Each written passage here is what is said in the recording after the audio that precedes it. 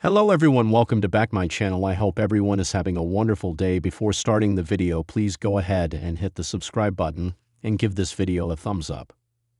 Former WWE head writer Vince Russo discussed Nick Aldis' booking tactics on SmackDown. The general manager had a very hectic night this week on the Blue brand. With several WWE events such as Saturday night's main event, Evolution, and SummerSlam on the way, Nick Aldis had his task cut out this week on SmackDown.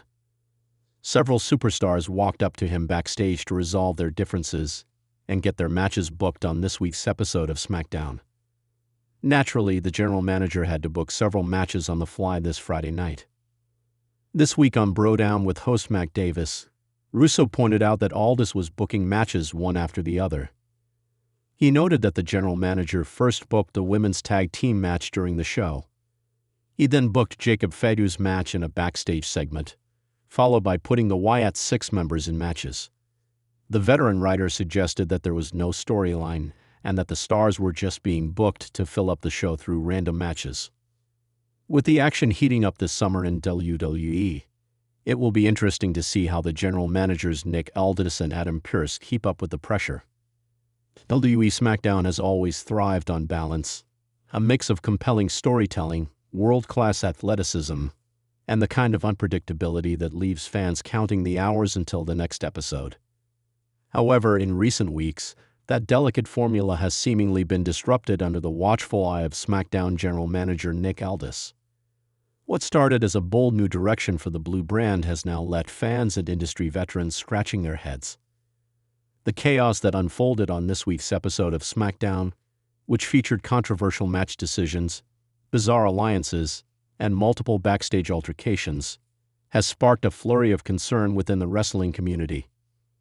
One veteran insider who chose to speak exclusively under the condition of anonymity offered a pointed critique that echoed what many longtime fans are beginning to feel.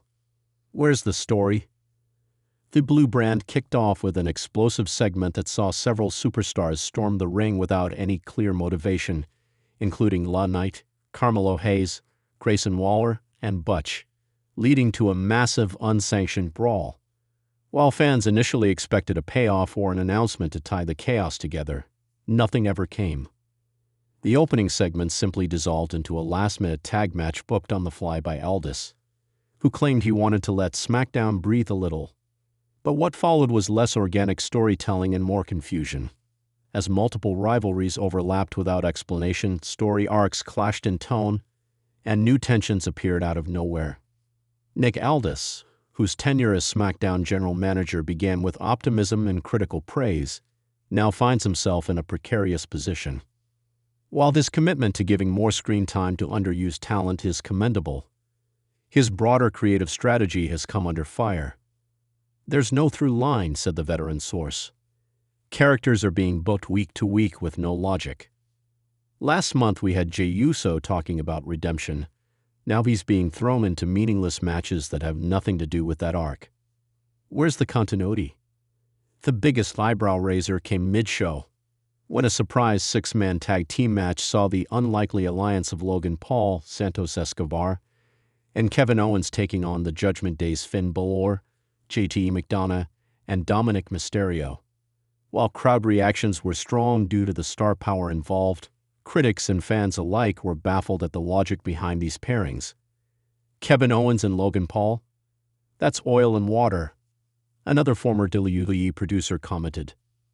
There's zero history, zero reason for them to be in the same corner unless you're just throwing darts at a wall and seeing what sticks.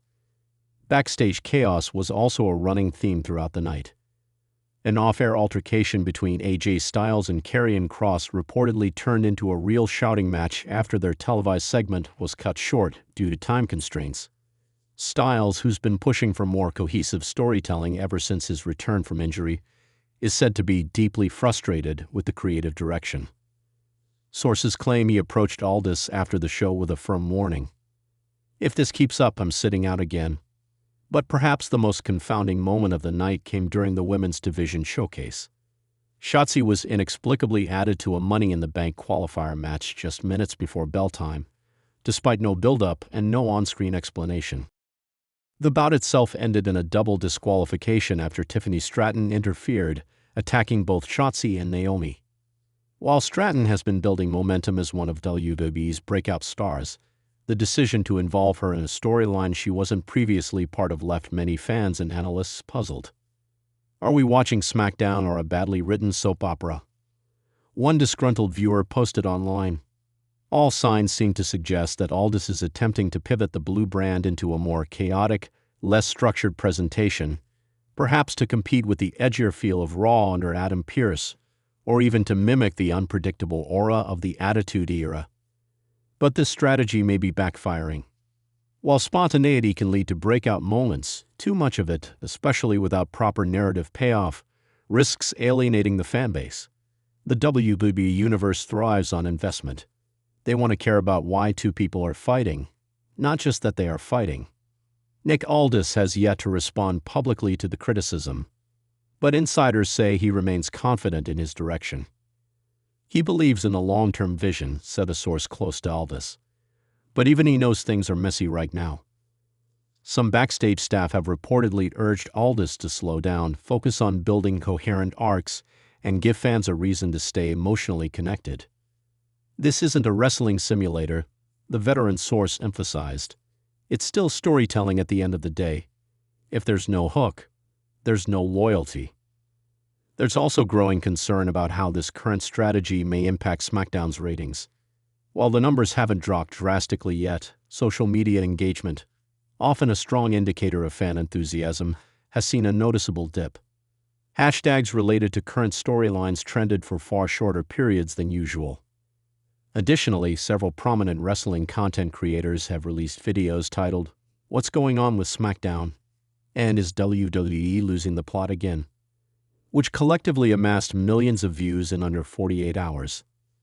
Fans have begun comparing this era of SmackDown to the latter half of the Thunderdome era, when matches and storylines often felt rushed and inconsistent.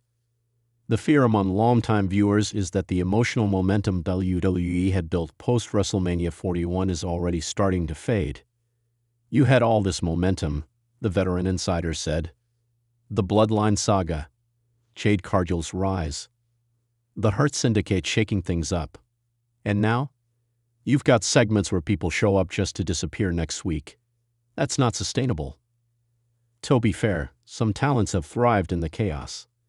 Solo Sikoa, for example, has flourished as a dominant force under Aldis SmackDown, asserting his leadership of a revamped Bloodline faction. His feud with Braun Breaker has been slow-burn brilliance, and their stare-down this past Friday drew one of the loudest reactions of the night. Similarly, Jade Cargill continues to feel like a genuine star, even if her matches feel somewhat disconnected from broader narratives. But even these bright spots are beginning to feel like isolated highlights in an otherwise disjointed program. So where does SmackDown go from here? According to insiders, there's a growing push backstage for a creative summit. Multiple producers have reportedly requested a closed-door meeting with Aldis, Triple H, and select talent to refocus the blue brand heading into SummerSlam. With that premium live event less than a month away, WWE may not have the luxury of time to course-correct. "This isn't about burying Aldis," the veteran emphasized. "He's a smart guy. He knows this business, but he's got to read the room. Fans are patient if you give them a reason to be. Right now, they're being asked to care without being given a story. That's a recipe for apathy." It remains to be seen whether Aldis will adjust his strategy or double down on his vision of chaos-driven television. Either way, WWE is at a critical juncture. With Raw continuing to build momentum and NXT drawing rave reviews for its tight, character-focused storytelling, SmackDown risks becoming the odd brand out, an ironic twist given that it was once viewed as the most consistent show under the Triple H regime. For now, fans will keep watching, hoping that the threads of chaos eventually weave into something coherent. And Nick Aldis, for better or worse, will remain under the microscope as he tries to guide SmackDown through its current identity crisis. But as the veteran insider warned, even the best wrestlers in the world can't save a show that doesn't know what it wants to be.